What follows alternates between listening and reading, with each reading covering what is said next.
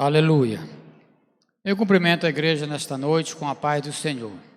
Bem, amados, graças a Deus por mais esse dia de estarmos na casa do Senhor, junto com os irmãos, nesse último culto administrativo, culto de Assembleia Geral, onde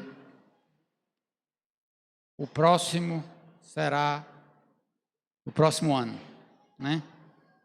Está bem pertinho, né? Mas estamos chegando lá. Louvado seja o nome do Senhor nosso Deus. O pastor Einério, no domingo ele me procurou, chamou e disse: irmão, tem uma missão para você nesses dias. Eu fiquei até um pouco assustado. Jesus, está bom. E aí nós estamos preparados para, no reino de Deus, cumprir as missões que o Senhor tem nos determinado, né? Porque a grande missão foi Ele mesmo que veio cumprir, o próprio Cristo, né? Foi não, pastor. Disse: olha, foi no culto da Assembleia Geral e no próximo culto você vai pregar. Se agarre com Jesus aí, viu? Se vira. Se agarre com Jesus. Tá bom, pastor. É com Ele mesmo. E é dele que nós vamos falar. A sua palavra. Daquilo que Ele tem nos ensinado. Tem trazido à mente, o nosso coração. Tem ensinado as nações. Ele passou por um grande sacrifício. Recebeu uma grande missão do Pai. De vir se tornar como um de nós, para nos trazer, como diz o escritor aos Hebreus, essa tão grande salvação, em Cristo Jesus, o nosso Senhor. E esta palavra, ela tem tudo o que nós precisamos para nos nortear, para nos trazer o entendimento para a remissão dos nossos pecados, perdão, para que nós possamos ser redimidos. Mas como diz a mensagem lá do Evangelho de João Batista, né? Diz que nós temos, a palavra ela vem e ela produz fruto de arrependimento no nosso coração. Louvado seja Deus. Foi muito bem. Eu digo: pois tá bom, pastor. Eu vou me agarrar com Jesus mesmo, pegar com Ele, e Ele vai nos dar esta palavra, para que nesta noite nós possamos meditar, nos alegrar, e essa palavra que ela tem o poder de transformar, de mudar, de exortar, de fazer justiça, né? Assim como diz Paulo, quando ensinando ali a Timóteo, ele diz: olha, essa palavra ela é divinamente inspirada, ela é proveitosa para ensinar, para redarguir em justiça e a doutrinar. A tudo ela tem um efeito maravilhoso para nossas vidas. Divinamente inspirada, a palavra é divinamente inspirada pelo Espírito Santo de Deus. Amados, gostaríamos de meditar nesta passagem, qual texto bíblico, qual o Senhor nos deu nesses dias, está lá na carta de Paulo aos Romanos, capítulo 5. Vamos fazer a leitura aqui do verso 12 até o 17. Romanos 5, 12 a 17. O título diz assim: por um homem vieram o pecado e a morte.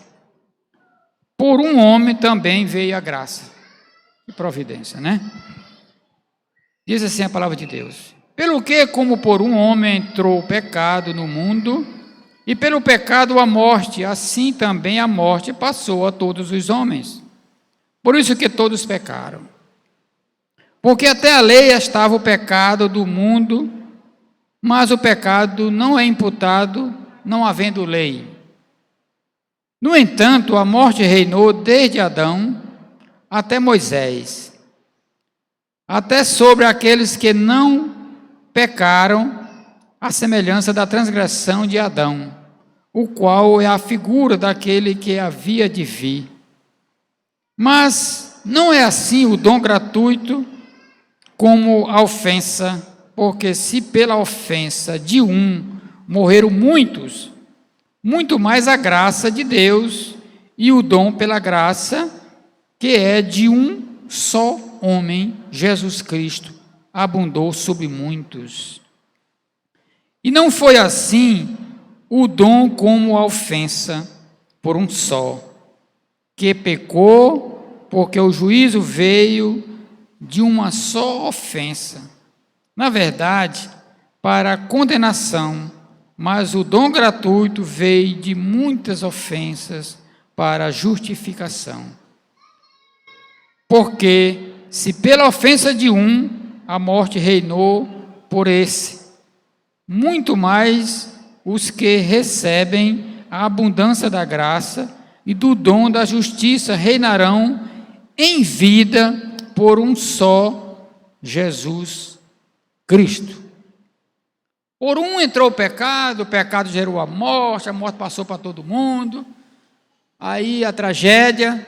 Isso aqui Paulo está relatando, essa carta quando ele escreve aos irmãos em Roma, mas aqui ele já está falando lá do princípio, lá quando Deus deu a palavra depois, já bem depois, deu para Moisés escreve o livro dos princípios, de Gênesis, aí conta toda a história, nós conhecemos que Deus colocou ali no jardim, o homem, a mulher, fez o homem, fez a sua ajudadora, colocou ali para viverem num paraíso, onde tudo eles tinham a seu dispor, nada precisava de esforço, nem de sofrimento, nada, estava tudo como Deus tinha colocado para eles. Mas como Deus nos criou, amados, com um livre-arbítrio,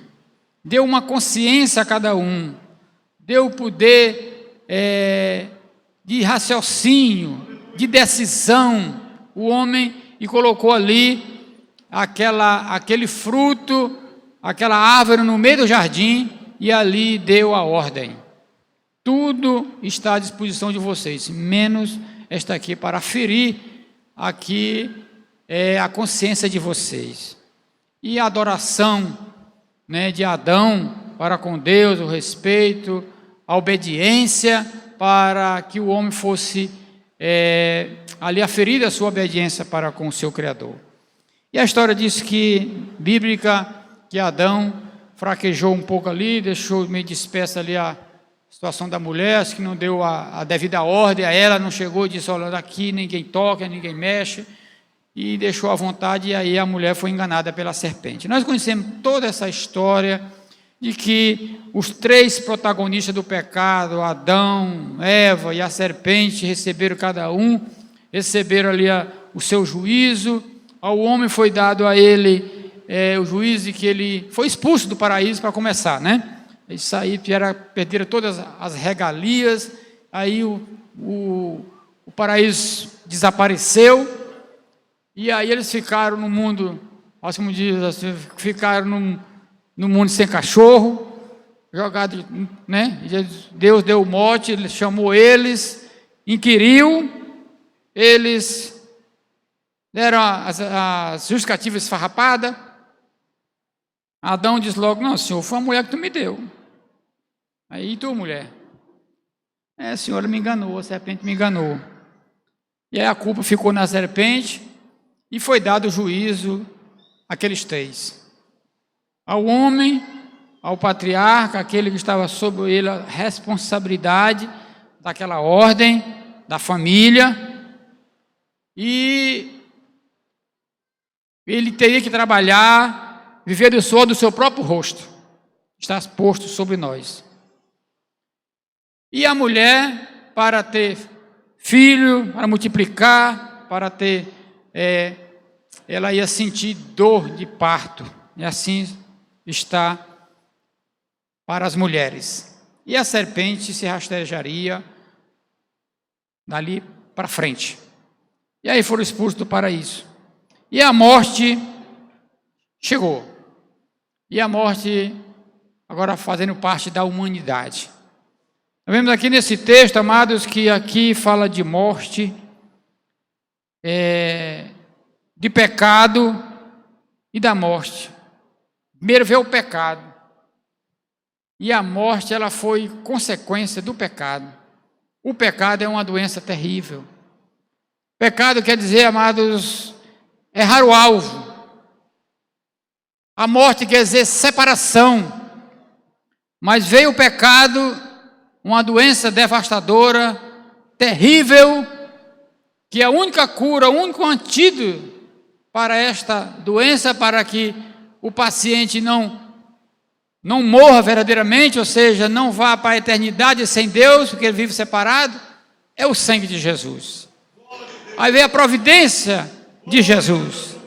E aqui o escritor bíblico diz com muita propriedade que a morte chegou a todos os homens porque foi gerado do pecado.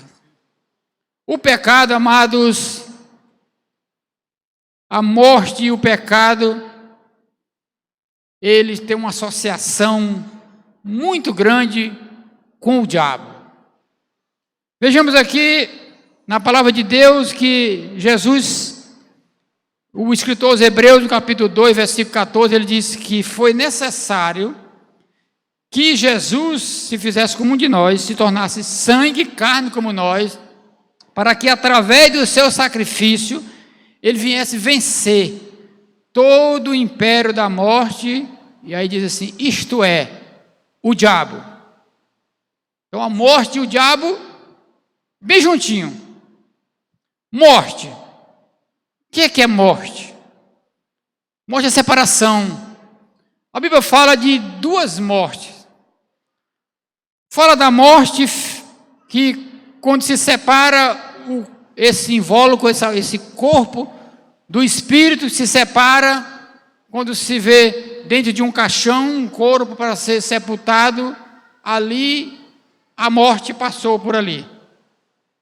Aí o espírito foi para a eternidade, pelos seus feitos, pelas suas decisões que ele tomou, ele será destinado a outro destino que poderá ser ou o céu de glória, ou que é a vida eterna, ou se não, ou o inferno, que a Bíblia chama de morte eterna. Esta é a segunda morte. Entre a morte ainda em vida, antes da morte física, ela tem um ramozinho de morte chamado morte espiritual, que uns querem encaixar como terceira morte, mas não vamos falar de terceira morte, porque a Bíblia não fala em terceira morte, fala em segunda morte. Mas tem a morte nos delitos de pecado. É exatamente o que Paulo, quando escreve aos Efésios, no capítulo 2, ele já vai falando que nós estamos mortos nas ofensas, nos pecados que cometemos, aí está a morte espiritual. É um defunto ambulante, andando pelas ruas, por todo lugar, mas está morto diante de Deus. Por quê? Porque está separado. A Bíblia diz que Deus é santo, e assim como Ele é santo, nós também temos que ser santos em toda a nossa maneira de viver. Senão não podemos conviver com o Espírito Santo de Deus dentro de nós. Por quê? Porque Paulo também, quando escreve aos Filipenses, aos Coríntios, a primeira carta de Paulo aos Coríntios, ele fala no capítulo 3, no 16, fala no capítulo 6, versículo 9, ele diz que o nosso corpo é templo de morada do Espírito Santo de Deus, proveniente de Deus, que não somos de nós mesmos. Então, para o Espírito Santo morar dentro de nós, nós temos que estar com a casa arrumada. O pecado não pode estar reinando na nossa vida. A Bíblia diz que aquele que diz que não peca é mentiroso. Muito bem. Mas aqui nós passamos a entender que aquele que se abraça mesmo com o pecado, também com o diabo se abraça. Por quê? Porque aquele que peca deliberadamente, ele está separado de Deus, ele está decididamente cometendo os seus delitos de pecado e está afastado de Deus, está abraçado com o diabo mesmo, né? Mas quando nós assumimos com Deus esse compromisso, que Jesus veio trazendo toda essa condição maravilhosa, como foi falado aqui, lido aqui, que por um veio a condição da redenção do homem, que por um foi o pecado e por outro vem a graça através de Cristo Jesus, o nosso Senhor. E Jesus, ele veio, amados, de uma forma muito dolorosa.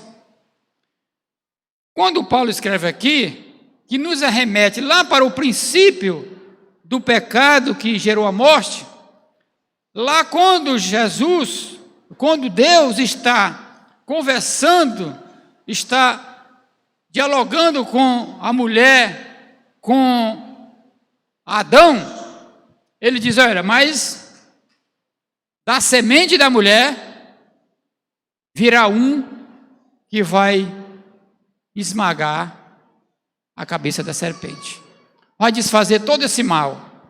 É por isso que o escritor aos Hebreus já está dizendo que ele se fez carne e sangue para que, através do seu sacrifício, ele viesse vencer todo o império da morte, que é o diabo. Aí quando Paulo também escreve, irmão, Deus deu muita coisa boa para Paulo. Paulo escreveu 3 epístolas. Nós vivenciamos agora, na escola bidominical desse trimestre, sobre a história de Paulo. Como Deus levantou Paulo, como Deus deu a Paulo. Paulo se enclausurou por cerca de 3 anos, aprendendo, se doutrinando, sabendo a palavra, sofreu assim como Deus disse que ele ia padecer, que ele estava remando contra a maré, contra Deus, recalcitrando contra os aguilhões, mas aí ele ia ser este instrumento maravilhoso para levar o seu evangelho aos reis, aos israelitas e aos gentios, né? E Paulo, ele também, quando ele escreve aos Filipenses, ele diz que Jesus, sendo Deus, ele não se usurpou em ser Deus, mas ele se esvaziou-se para poder, irmão, chegar essa estatura. Quando ele escreve de maldito, quando ele escreve aos Gálatas, ele diz que aquele que vai levar do madeiro é maldito, está na palavra, ele se tornou maldito por nós. Ele não se usurpou em ser Deus, mas se esvaziou-se. Ele, como homem, ele se deixou levar à cruz, passou pela morte de cruz. Mas também Paulo diz que por conta disso, irmão, ele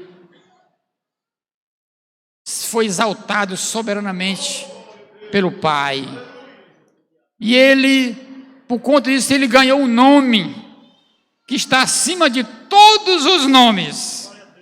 Essa providência aqui tem um nome, Jesus Cristo de Nazaré.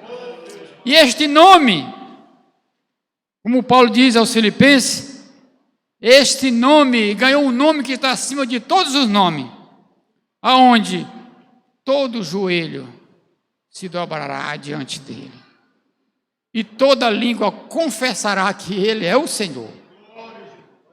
Irmão, esta escritura do joelho se dobrar e da língua confessar, ela está registrada em vários lugares da Bíblia.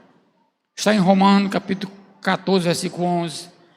Está lá no capítulo 43 ou 45 de Isaías. Está aqui em Filipenses. Por isso que o poder da morte, ela chegou ao seu fim. E Jesus passou pela morte e venceu a morte. E foi o único que até hoje venceu a morte. Já apareceu, amados, em toda a história da humanidade, muitos que se autoconstituíram criadores de religiões, de grandes movimentos, de grandes instituições que ainda hoje persistem mundo afora, kardecismo, budismo, Confúcio, também a sua forte religião, e muitos grandes que se autoestabeleceram, se constituíram, mas todos morreram e ainda não ressuscitaram, porque não tem poder sobre a morte. Mas Jesus foi o único que ressuscitou. Por isso que Paulo, quando ele escreve aos irmãos em Corinto, ele diz uma coisa interessante, no capítulo 15, ele fala sobre a questão da ressurreição, diz: se nós, crendo em Cristo, e a gente não acreditar, não crer na sua ressurreição, seríamos uma religião qualquer, seríamos o pior dos miseráveis. Mas nós cremos num Deus, num Cristo, que tem poder sobre esta morte, que foi gerada lá pelo pecado de Adão. Esse pecado, irmão, ele é tremendo. Quando João, ele escreve, na sua primeira epístola, capítulo 3, versículo 8, ele diz que todo aquele que comete pecado é do diabo. Está vendo como o pecado é associadinho com o diabo, com a morte, ali tudo juntinho? É uma coisa parecida com a outra. A Bíblia diz que nós somos alimentados por 3 fontes: Deus, o diabo ou a nossa própria carne, que são os nossos desígnios, que não são bons. É por isso que quando Paulo escreve, capítulo 15, versículo 50, aos Coríntios, ele diz que a carne e o sangue não herdarão o reino de Deus. João Jeová pega muito esse versículo para confundir a gente. Mas no versículo seguinte, 51, ele diz: mas veja-se um mistério, todos nós seremos transformados. A carne e o sangue não herdarão o reino de Deus, mas nós seremos transformados. E essa carne, o Paulo diz que ela é tremenda, ela milita contra o espírito. E ele diz que quando aquilo que ele queria fazer, ele não conseguia, mas o que ele não queria ver é o que ele mais fazia, porque a carne é terrível, é forte, é tremenda. Ela precisa estar sempre subjugada pelo nosso espírito. O nosso espírito tem que estar subjugando esta carne, porque ela só vai morrer mesmo quando separar um do outro. E nós não podemos separar da forma que a gente quer, ou a hora que quiser, como muito está acontecendo por aí, se automutilando, se autodecidindo pela vida, pela morte. Não podemos fazer isso, porque a própria Bíblia proíbe. Quando Paulo escreve aos Coríntios, capítulo 3, versículo 16, ele diz: Deus amou o mundo de tal maneira que deu o seu Filho unigênito para todo aquele que não perece, mas tem a vida eterna. E João, quando ele escreve 1 Coríntios 3, 17, ele vai falar que, no 3,16, ele diz que nosso corpo é morada, é templo do Espírito Santo. E aquele que o templo de Deus destruir, Deus o destruirá. Isso não tem saída para que aquele que queira exaurir a sua própria vida. Porque a vida a Deus pertence. E Ele quer que nós vivamos em novidade de vida. É por isso que o Evangelho são coisas novas. E Jesus veio trazer isso, a condição e a graça estabelecida por Ele. Deus, irmão, tão bom para nós, para a humanidade, que Deus parou o relógio do tempo dele. Ele não tem tempo, mas para nós, Ele parou o relógio, digamos assim, a graça é o relógio de Deus parado. Ou seja, quando nós, na última lição, sobre Paulo, sobre a história de Paulo, na classe ali, eu levei sobre exatamente a coisa, os tempos futuro, como ia ser o tempo.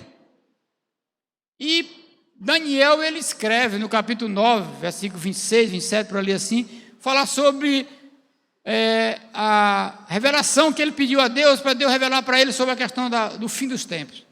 E ele escreveu lá, interessante, isso estava estabelecido sobre Israel, a partir dali do cativeiro, 69 semanas. Depois mais uma semana que era 70. Só que as 69 semanas, até Jesus, dali até Jesus, são 490 anos, que cada semana são 7 anos. Aí multiplica aí, 7 vezes 7, 49, dá 490 anos.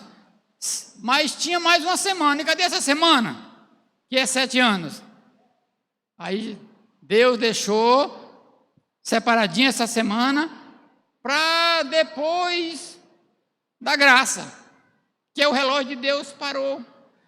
Aí nós estamos nesse tempo, por isso ninguém sabe, quando é que vai ser meu? Quando é que vai voltar? Prenúncio, sim, ele disse que voltaria quando tivesse acontecendo isso, acontecendo aquilo, e já está acontecendo tanta coisa que ele disse que ia acontecer, está acontecendo.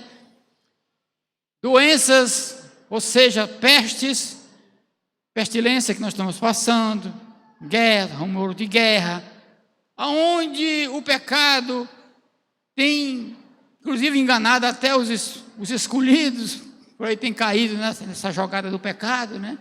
O mundo está em uma reviravolta tremenda, então está próximo de Jesus voltar. Estes são os sinais. Mas nós estamos no período da graça. É por isso que ele diz aqui que entrou a graça.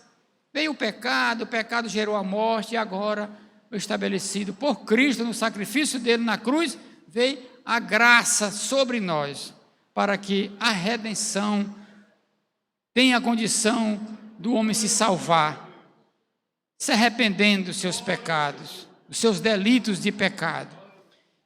E esta morte, segunda morte que está estabelecida aqui, essa é que é a perigosa, e de muito nos preocupar, porque a morte eterna é a separação do homem de Deus eternamente. Que a morte física, só não vamos passar aqueles que tiver aqui vivo no arrebatamento da igreja.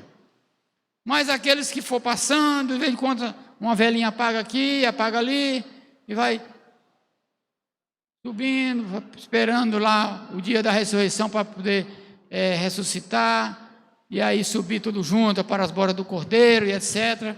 Mas aquele que estiver vivo será transformado e subirá aos céus de glória. Mas a morte eterna, irmão, quando João escreve no Apocalipse capítulo 20, ele doutrina sobre o grande trono branco, ele diz que viu um grande trono, e nesse trono estava sentado um que ia julgar, era tão maravilhoso, majestoso, que até os céus e a terra fugiram da sua presença, e ali foi sentado e foi trazido os que iam ser julgados, pequenos.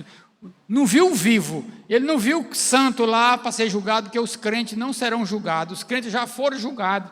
Cada um de nós, quando aceitamos Jesus, nós nos julgamos os nossos pecados, as nossas culpas, nossas falhas, nós nos arrependemos e descemos o nosso joelho aos pés do Senhor pedindo perdão. Isso é um julgamento que nós estamos fazendo diante de Deus, reconhecendo que Ele é Senhor e Salvador da nossa vida, e assumimos com Ele um compromisso. Então, o crente, o ser humano, o homem e a mulher, quando ele entende, recebe e ouve a palavra de Deus, ele vai e se prostra diante de Deus e reconhece que é o Espírito Santo que convence o homem do pecado, da justiça e do juízo.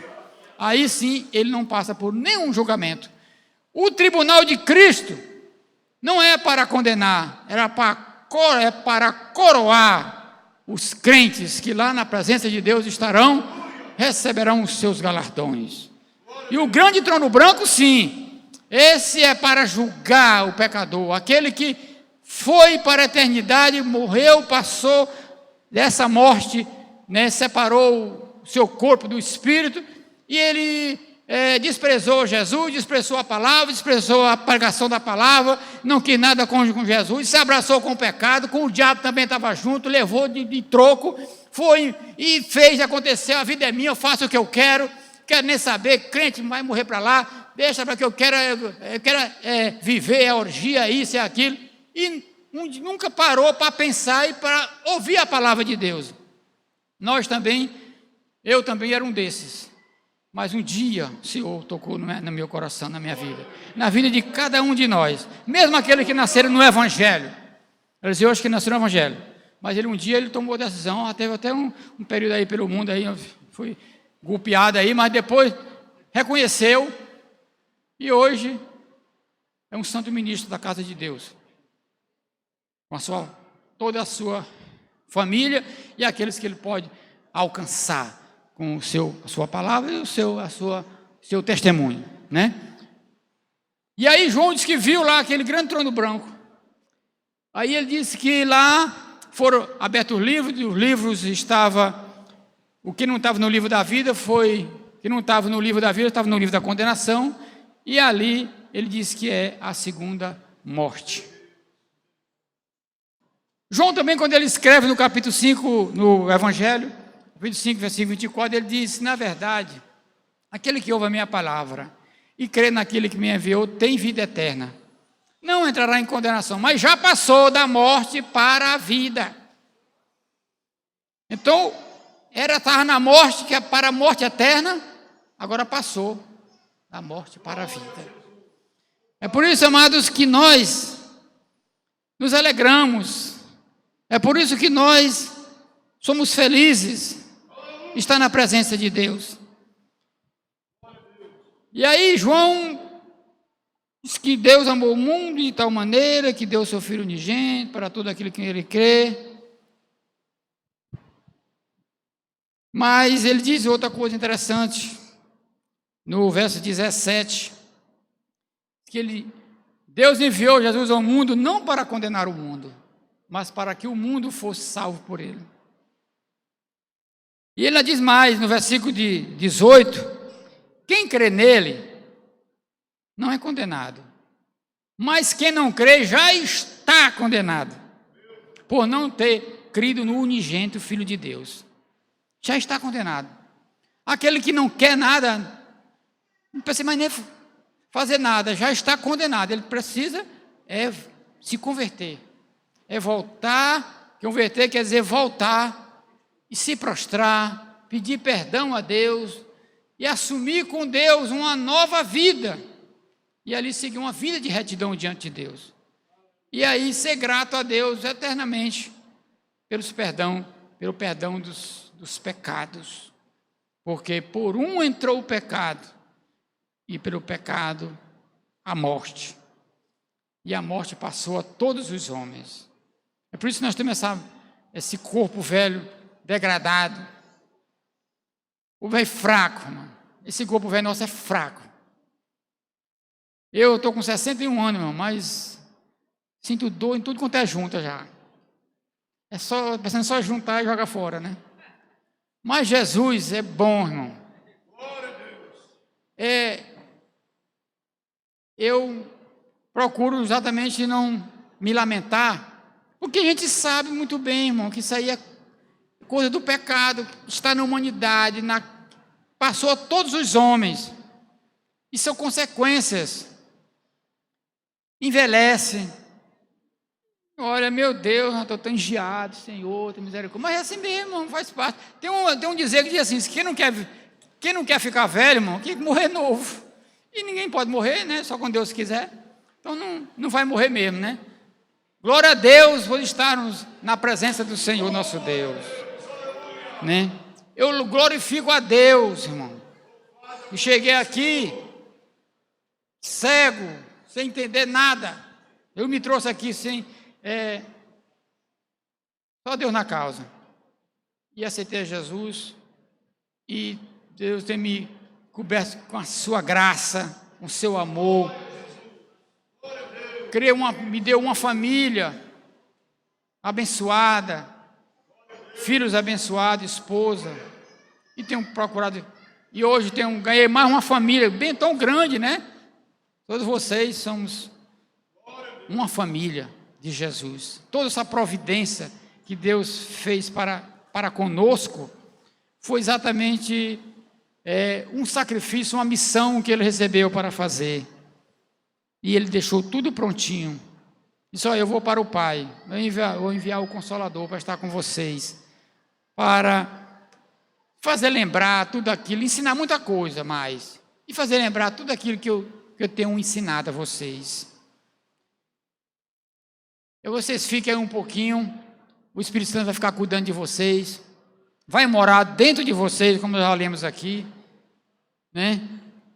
Proveniente de Deus, por isso que não é de nós mesmos, nós temos que só deixar a casa ataviada, a casa limpa, mente serena, procurar viver em justiça. Esses dias agora eu estava conversando hoje com uma prima, eu disse para ela: eu vim deixar aqui umas coisas na igreja, e parei ali e conversei com ela lá da minha cidade. O irmão sabe que no dia 10 foi o batismo aqui, né? Eu não pude nem participar, porque eu fui deixar um primo que partiu para a eternidade sem Jesus, e triste, né? Nunca quis Jesus, morava do lado da igreja, terminou com 75 anos, morreu, fui deixar lá no interior. E a confusão de família, aquela coisa toda, e criou um filho, o filho queria só os bens, e aí caiu na minha mão a responsabilidade de ficar com ele, e eu fiz os procedimentos aqui com a funerária, eu mesmo fui no próprio carro da funerária, deixar lá, e aí eu fiquei com o documento dele, e recebi a famosa, os irmãos que são da área de saúde sabem muito bem, tem lá no necrotério você recebe um documento chamado declaração de óbito, que é chamada famigerada via amarela. Você vê ali no hospital uma pessoa com aquela via zona amarela na mão, então, desceu né? Fiz os procedimentos, levei, quando cheguei lá, entreguei os documentos, tudo para a mulher dele. Vivia com essa mulher já há 8 anos, vivia muito bem com ela, tudo, minha família não queria só os bens dele. E eu entreguei todo o documento. E se eu tivesse feito diferente, tivesse ido entregar para o filho dele, esse filho bastardo que ele tem lá, cheio de confusão, eu teria feito injustiça, porque ia atrapalhar a vida dela, e ela teve que resolver tudo, e vai receber pensão e tudo, e separação de bens, construir advogado, então resolveram lá. Aí ela me agradeceu, e eu falando com a minha prima, eu digo: olha, porque é o seguinte, nós que servimos a Deus, nós estamos aqui, quando nós aceitamos a Jesus e vivemos a palavra de Deus, por isso que a palavra ela tem ensino para tudo, como nós lemos aqui, a palavra de Deus, ela é divinamente inspirada, ela é proveitosa para tudo, para nos ensinar em justiça, exortar, nos instruir em tudo. E nós temos que ser instrumento de Deus em todos os momentos da nossa vida, fazer justiça. Se fazer injustiça, você está pecando, você não está cumprindo a palavra de Deus. Eu digo: não, irmão, eu fiz isso porque eu consultei o meu coração com Deus, e Deus diz: faça assim, faça o certo, entregue para quem de direito, e se viram para lá. Então é assim que Deus veio nos trazer toda essa indumentária boa, favorável a vivermos aqui nessa terra. E tudo que a gente faz, irmão, é para a gente, da forma que nós semeamos, que nós escolhemos. Então tudo deve ser feito para a glória de Deus, para a sua justiça, para que o seu reino seja propagado com justiça na terra, para que você seja visto. Aquele ali é um servo de Deus, ele é um instrumento de Deus, para não ser o contrário, que a gente vê falar tanta coisa contrária de certos irmãos, que é uma coisa terrível, mas Deus, Ele quer que nós sejamos instrumentos, como Paulo, quando escreve aos Filipenses, ele diz, também no capítulo 2, se não me engano, ele diz que nós, na terra, para encerrar, amados, nós somos como luzeiro no mundo. Nós somos como luzeiro no mundo. Então nós somos como ponto de luz, né? Porque o mundo vive em trevas. Por isso que, nessa palavra que eu li aqui, no capítulo 3 de João, ele diz que Deus enviou Jesus como luz, mas rejeitaram, amaram muito mais as trevas. O mundo ama o pecador, aquele que está abraçado com a morte e o diabo, ama muito mais as trevas do que a luz. Por quê? Porque as obras deles são má. Quando o homem está lá no pecado, sendo instrumento do capeta, ele ama mesmo as obras do diabo. João, quando ele escreve também no capítulo 8, no verso 44, ele diz assim: quem tem por pai o diabo, faz a sua vontade, porque ele peca desde o princípio, e é o pai da mentira. E a filha mais velha do diabo é a mentira. A filha mais velha do diabo é a mentira, viu? Uma coisa terrível, ou coisa horrível. Então, por isso que também o João diz que quem comete pecado é do diabo. É forte, irmão. É forte, igreja. Mas é verdade. Mas Cristo Jesus, o nosso Senhor, o jugo dele é suave. Ele é maravilhoso, glorioso. Por isso que tem aquele hino, o 25. Meu Jesus, tu és bom, tu és tudo para mim. Foste morto, mas vives em mim. Tu mereces louvor, ó Cordeiro de Deus. Tu és tudo, sim, tudo para mim. Amém, amados? Glória a Deus. Jesus é bom. É bom todo o tempo e todo dia, toda hora e todo o tempo. Amém, amado? Fiquemos com esta palavra e que Jesus impere e reine na nossa vida até a sua volta. Só até a volta de Jesus, viu, irmão? Depois está garantido. Amém? Deus em Cristo nos abençoe. Amém. Glória a Deus. Meus amados irmãos, nós vamos ouvir o irmão Vicente Filho louvar a Deus com o hino. Enquanto ele louva, os obreiros recolhem as ofertas para o trabalho do Senhor.